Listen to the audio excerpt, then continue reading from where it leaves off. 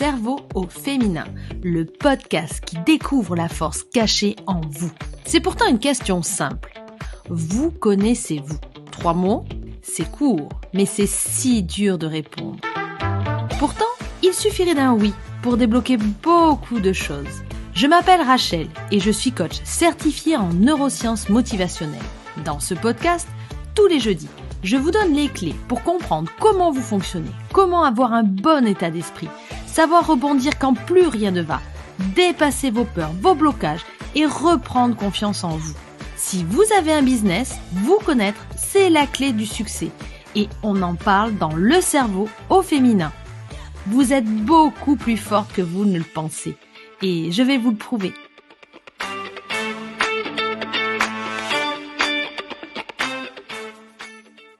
Bonjour à toutes, j'espère que vous allez bien. Je suis heureuse de vous retrouver aujourd'hui dans le nouvel épisode du podcast Le cerveau au féminin, la force cachée en vous. Dans les derniers épisodes, nous avons exploré comment transformer notre stress en force et comment surmonter la culpabilité liée au fait de prendre du temps pour soi. Ces 2 sujets, croyez-moi, ont suscité beaucoup de réflexions et de discussions et je suis vraiment ravie de voir que ces épisodes vous ont été utiles. Aujourd'hui, nous allons aborder un autre aspect crucial de notre vie d'entrepreneuse. Il s'agit de l'art de dire non. Comment rester concentré sur nos objectifs sans nous surcharger? C'est ce que nous allons découvrir ensemble aujourd'hui. Alors restez avec moi et ensemble, explorons ce nouveau chemin. Mais avant de plonger dans le vif du sujet, faisons un rapide retour sur notre précédent épisode. Nous y avons parlé de la culpabilité liée à l'acte de prendre du temps pour soi, un sujet épineux pour beaucoup d'entre nous. Ensemble, nous avons exploré comment ce sentiment de culpabilité peut être déconstruit et transformé, et comment le temps passé pour soi, loin d'être un luxe, est en réalité un investissement essentiel dans notre bien-être et notre réussite professionnelle.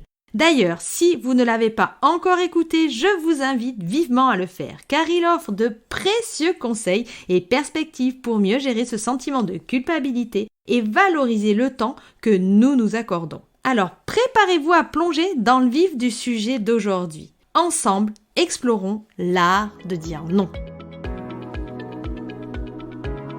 Maintenant, nous allons approfondir ensemble ce sujet. Avez-vous déjà remarqué comment certaines des plus grandes réussites sont obtenues par ceux qui savent dire non ? Pensez par exemple à Steve Jobs, qui a conduit Apple en se concentrant sur quelques produits clés. Il savait que dire oui à toutes les opportunités serait contre-productif. Il disait souvent « Ce qui fait partie de notre travail, c'est de choisir quel projet nous devons réaliser. Et dire non est aussi important que de dire oui. » Alors, comment appliquer cela à votre entreprise ? Imaginez que vous êtes sollicité pour participer à un projet qui semble très intéressant, mais qui nécessite beaucoup de votre temps et de votre énergie. Votre premier réflexe pourrait être de dire oui par peur de manquer cette opportunité. Mais en disant oui, qu'est-ce que vous sacrifiez ? Peut-être votre temps personnel, votre équilibre de vie professionnelle, vie privée, ou peut-être même des projets importants qui sont essentiels à votre entreprise. Maintenant, imaginez une toute autre situation. Vous avez un client qui demande régulièrement des changements de dernière minute, ce qui perturbe considérablement votre planification et donc va augmenter votre stress. Encore une fois, il peut sembler plus facile de dire oui pour maintenir la relation avec le client, mais en faisant cela, vous envoyez un message selon lequel votre temps et votre travail peuvent être dévalués. Voilà pourquoi savoir dire non est une compétence essentielle pour toute entrepreneuse. Non seulement cela vous permet de protéger votre temps et votre énergie, mais cela vous donne aussi la possibilité de vous concentrer sur ce qui est vraiment important pour vous et votre entreprise. Donc oui, dire non peut sembler effrayant.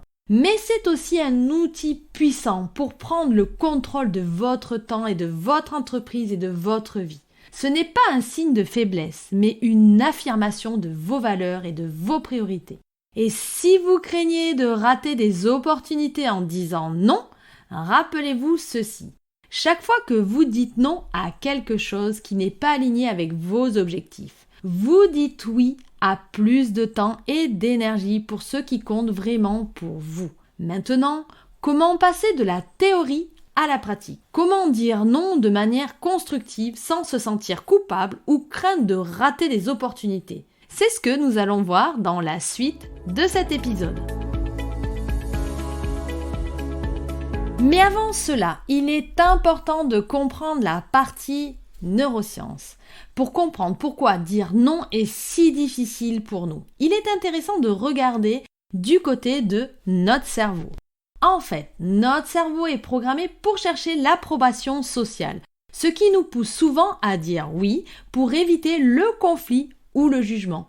C'est un héritage de nos ancêtres qui, pour survivre, devaient maintenir une bonne entente au sein de leur groupe. Mais alors, pouvons-nous aller à l'encontre de cette programmation naturelle? C'est là que la neuroscience entre en jeu.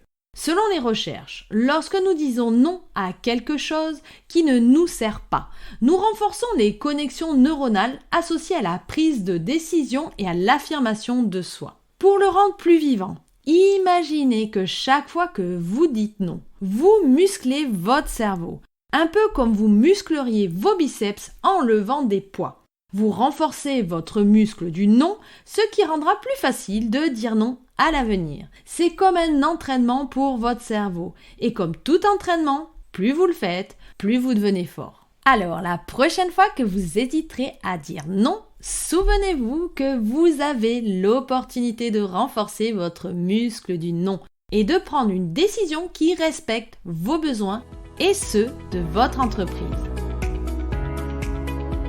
Après avoir compris le fonctionnement de notre cerveau, je vous invite maintenant à adopter une nouvelle perspective. Que diriez-vous si je vous disais que chaque non que vous prononcez n'est pas un signe de fermeture ou de rejet, mais plutôt une affirmation de vos propres limites, de vos besoins et de vos ambitions? En effet, dans notre monde d'entrepreneuriat ultra connecté, dire non n'est pas un échec. C'est une façon de dire oui à ce qui compte le plus pour vous. Oui à votre équilibre personnel, oui à votre croissance professionnelle. L'art de dire non est en réalité une compétence essentielle que nous devons toutes maîtriser. C'est une vision alternative, je le reconnais, mais c'est une vision que je vous invite à explorer et à adopter. Chaque non que vous prononcez renforce votre muscle du non et affirme votre engagement envers vos propres priorités. Alors, plutôt que de voir le non comme une porte fermée, envisagez-le comme une porte ouverte sur un espace où vos besoins et vos objectifs sont respectés et prioritaires. Pour approfondir notre réflexion, je vous propose de le faire avec la question du coach. En tant que coach, je pense qu'il est crucial de vous poser cette question. Comment puis-je dire non de manière constructive sans me sentir coupable ou craindre de rater des opportunités? C'est une question puissante qui ouvre la porte à de nouvelles perspectives. Nous avons souvent peur du mot non, de son poids et de ce qu'il représente. Pourtant, comme nous venons de le voir, dire non peut aussi être libérateur et constructif. C'est l'opportunité de redéfinir vos limites, de recentrer vos priorités et d'affiner vos besoins. En posant cette question, vous vous donnez le droit d'explorer les différentes façons de dire non sans culpabilité. Vous pouvez commencer à réfléchir à la façon dont vous pouvez respecter vos propres limites tout en maintenant des relations saines et constructives. C'est donc la réflexion que je vous propose d'entreprendre aujourd'hui. Comment pouvez-vous transformer ce non en un outil de croissance personnelle et professionnelle? Comment pouvez-vous dire non de manière à renforcer vos engagements plutôt qu'à les compromettre? C'est là tout l'enjeu. Et je suis convaincue que vous avez toutes les ressources pour trouver les réponses à ces questions et transformer votre façon de dire non. Maintenant, il est temps de passer à la pratique pour vous aider à intégrer cette nouvelle perspective dans votre vie quotidienne. Je vous propose un exercice concret, simple mais terriblement efficace. L'exercice du jour que je vous propose s'appelle l'audit du oui. Voici comment il fonctionne. Pendant une semaine, notez chaque fois que vous dites oui à quelque chose, que ce soit un engagement professionnel, un rendez-vous ou une tâche supplémentaire que quelqu'un vous demande de faire, etc. Surtout, ne changez rien à votre comportement pour l'instant. Notez simplement chaque oui. À la fin de la semaine, examinez votre liste. Combien de fois avez-vous dit oui? À quel type d'engagement avez-vous dit oui? Pour chaque oui, notez ce que cela a impliqué pour vous. Combien de temps cela a-t-il pris? Quelle énergie vous avez dû y consacrer? Avez-vous dû sacrifier autre chose pour ça? Quel a été l'impact sur votre stress, votre bien-être ou votre temps de libre? Enfin, réfléchissez à chaque oui. Est-ce vraiment nécessaire? Est-ce en ligne avec vos priorités et vos objectifs? Vous a-t-il rapproché de ce que vous vouliez vraiment ou vous en a-t-il éloigné? Cet exercice peut vous aider à prendre conscience de combien vous dites oui et à quel coût surtout.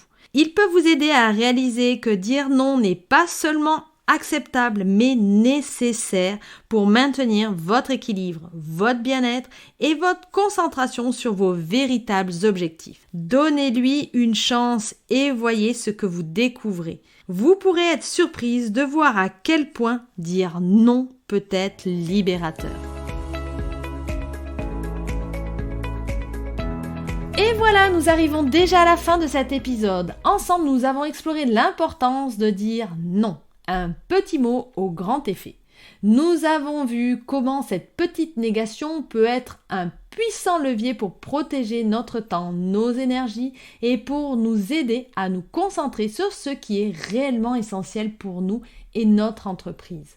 C'est un exercice qui demande du courage et de la pratique, mais je suis convaincue que vous êtes capable de le faire. Les bénéfices sont énormes. Moins de stress, plus de temps pour vous, une meilleure concentration sur vos objectifs. C'est un changement qui ne demande qu'à être fait. Je vous invite à mettre en pratique l'exercice que nous avons partagé aujourd'hui et à observer les changements dans votre vie et votre entreprise. N'oubliez pas que chaque non est en réalité un oui pour vous et votre entreprise.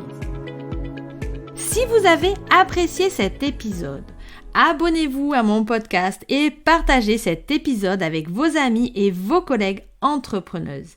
Si vous souhaitez approfondir ce sujet ou d'autres sujets liés à la force de votre état d'esprit féminin, sachez que j'accompagne aussi individuellement. Contactez-moi pour en savoir plus sur mes programmes d'accompagnement. Je vous remercie d'avoir pris ce temps pour écouter ce nouvel épisode qui, je l'espère, vous aura apporté une nouvelle perception du non. Je vous retrouve donc jeudi prochain pour découvrir un nouveau sujet passionnant. D'ici là, prenez soin de vous et osez dire non. Surtout, n'oubliez pas, vous êtes bien plus forte que vous ne le pensez.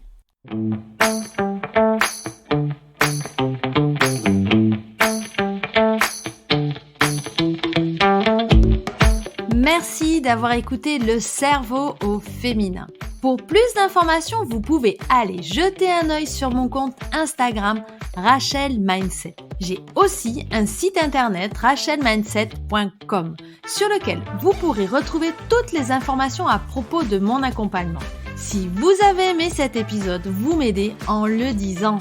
Alors n'hésitez pas à réagir, raconter votre expérience ou poser vos questions en commentaire. Le cerveau féminin revient jeudi prochain. En attendant, n'oubliez pas, vous êtes plus forte que vous ne le pensez.